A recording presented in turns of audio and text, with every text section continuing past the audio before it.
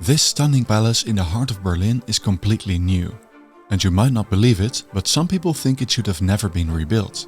Because what this palace replaces is one of the most notorious Soviet-era buildings of Eastern Berlin.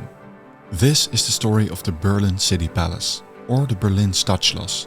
I went to Germany's capital city because I wanted to discover how they were able to achieve the reconstruction of this massive building, and why some people had rather kept the Soviet construction that was here before. It's a story of war, erasure of history, the fight for a recovery of Germany's identity, and an incredible fundraising campaign that was deemed impossible. But yet, they succeeded. We'll learn how its many ornaments were created with the help of modern technology and craftsmanship. And at the end, we'll see why this project matters so much, even for other cities around the world. So, let's get started.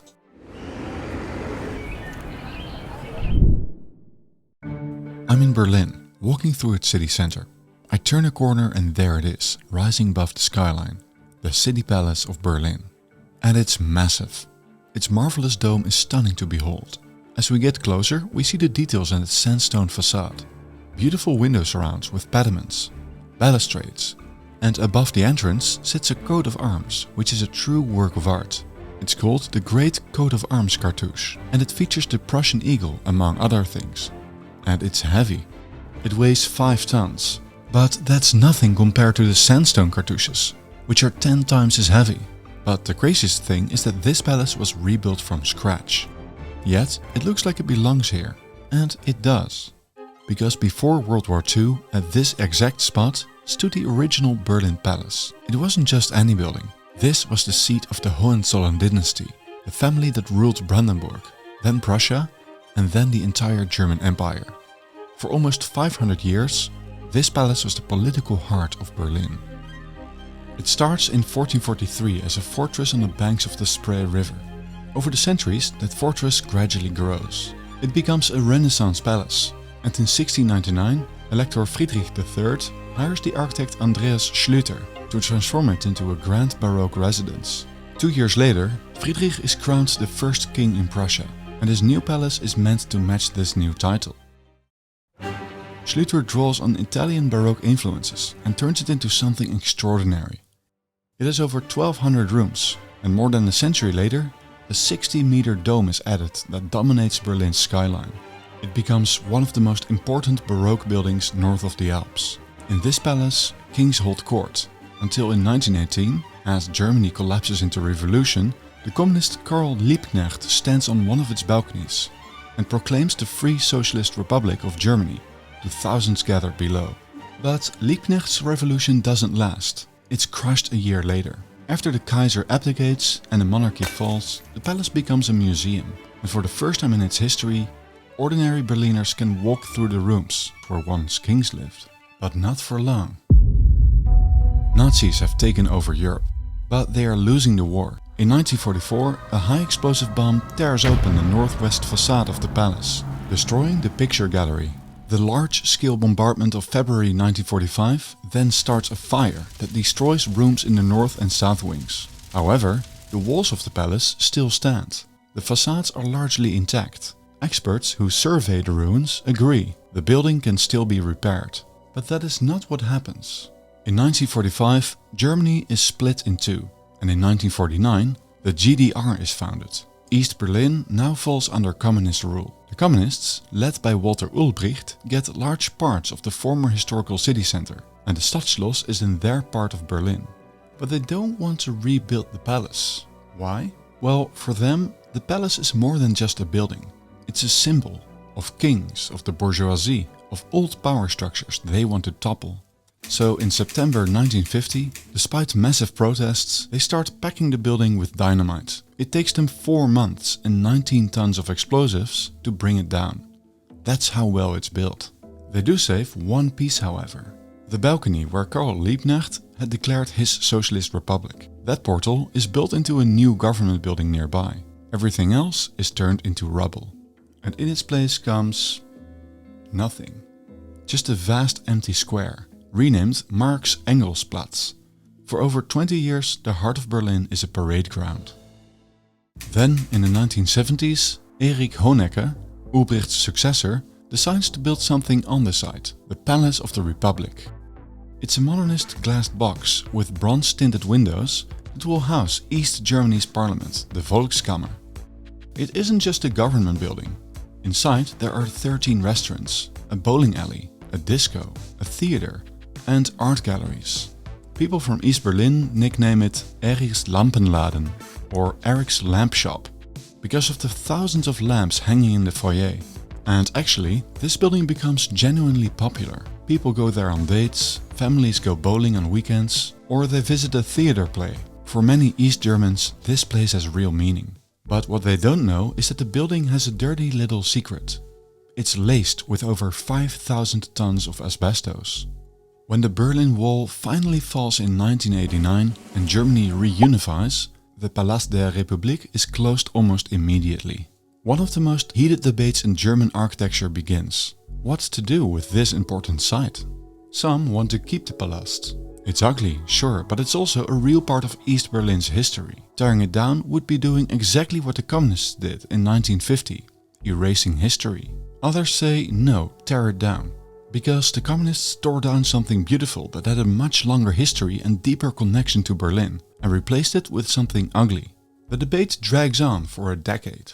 Then, in 2002, the German parliament finally votes on it. They decide to demolish the Palast der Republik, and the original palace will be rebuilt. They start demolishing it, and by 2008 the Palast der Republik is gone. But something from this building lives on elsewhere, however, because 35,000 tons of steel from the building are shipped to Dubai and used for the Burj Khalifa, which is being constructed at the same time. For the second time in the city's history, this piece of land in the center of Berlin is completely empty. Now, the reconstruction of the original city palace can finally begin. Before we see how they rebuilt the palace, however, some quick news. Our own online academy is now open. If you want to learn about the history of beautiful cities, the secrets of urban design and traditional architecture, or help to make your own community more beautiful and livable, then you need this course. Get 10% off with code YouTube10 at checkout.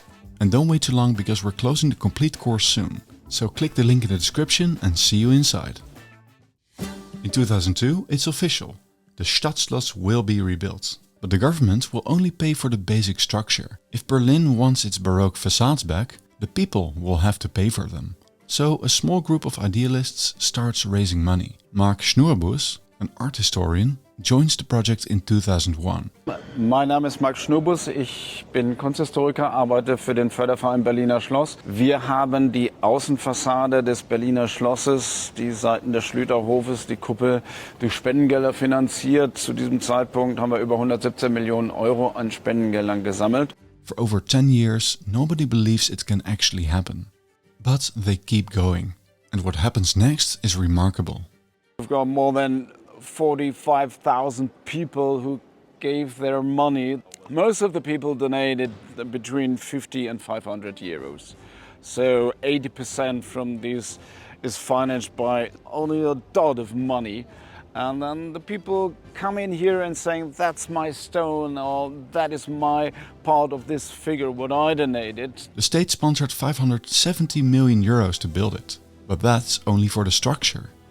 In other words, if the palace were clad in glass panels, it would still have cost that 570 million euros. For comparison, the Elbphilharmonie in Hamburg costs up to 860 million euros in total, without any stone ornament. However, building a Baroque palace in the 21st century comes with an enormous problem. How do you actually do it? The original plans are gone. The sculptors who could carve these facades exist, but not in great numbers. There were about 12 wonderful sculptors who created all these models, and we were always saying that we need about 500 sculptors to sculpture all this stuff. I mean, more than 10,000 square meters natural stone to sculpture all that stuff, but there are no 500 sculptures in Germany. It is modern technology that makes the Baroque features of this project possible.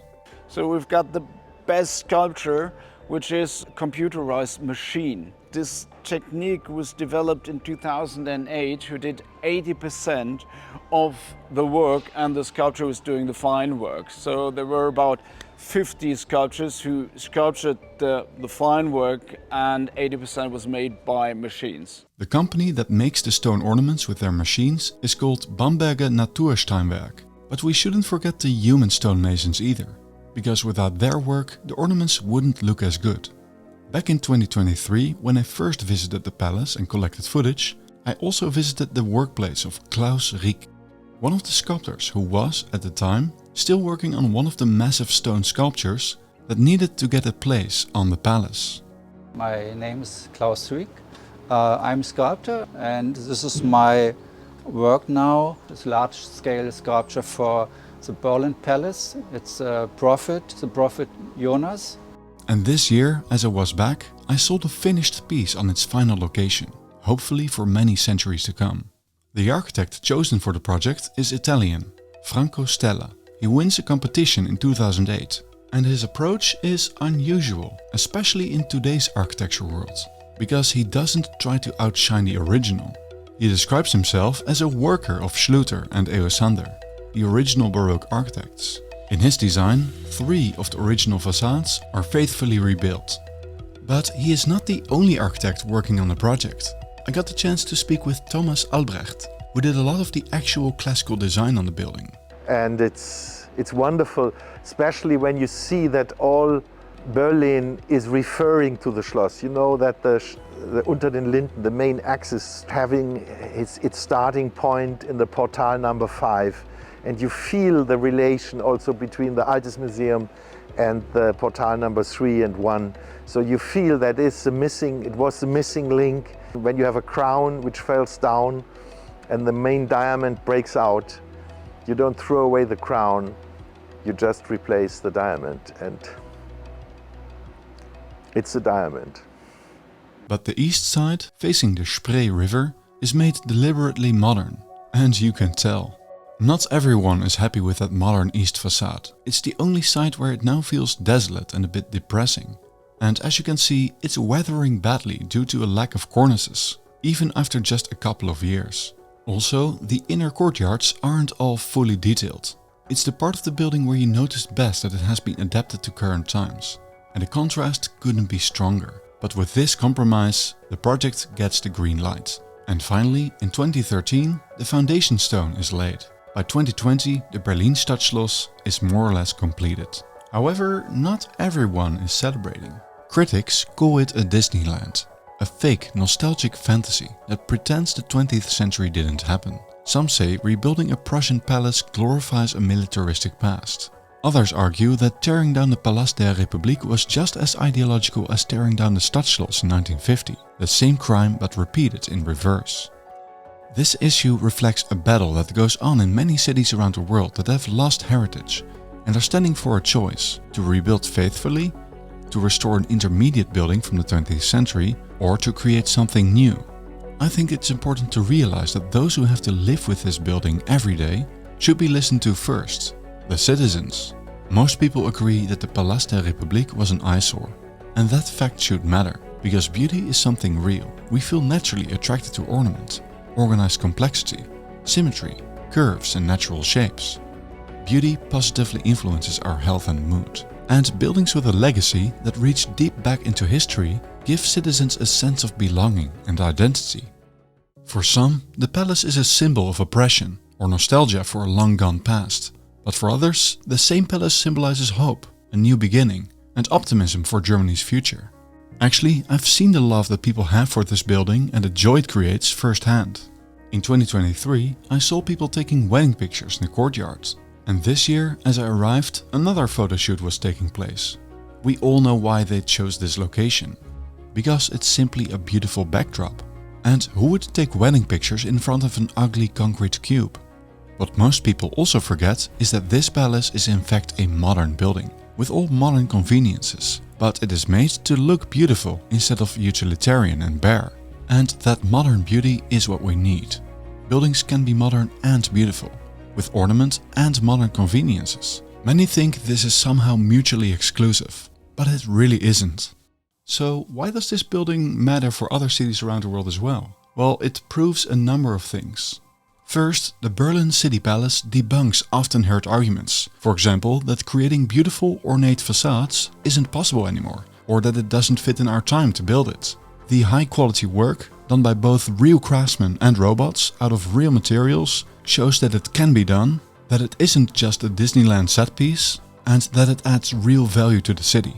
Second, it shows that there is another option for cities with war damage than just filling it with concrete and glass boxes. And third, it gives us hope that we can still build beautifully like this. If we really want to, it's a choice. And I don't believe this building was about celebrating some dark history, but about restoring something that brought joy in people's lives. This restoration was an aspirational act, a move of optimism towards a more splendid city that is enjoyed by almost everyone. There's already enough sadness and stress in our daily lives. Let's at least make our cities beautiful so we don't have to deal with depressing environments as well. I hope you enjoyed this video. If you did, please subscribe or join our newsletter, The City Builder's Blueprint. And don't forget to check out our academy before it closes. I'm sure you'll enjoy the next video as well, about another city that got completely rebuilt. Just click somewhere here to go to that video. I don't know where, just you'll figure it out.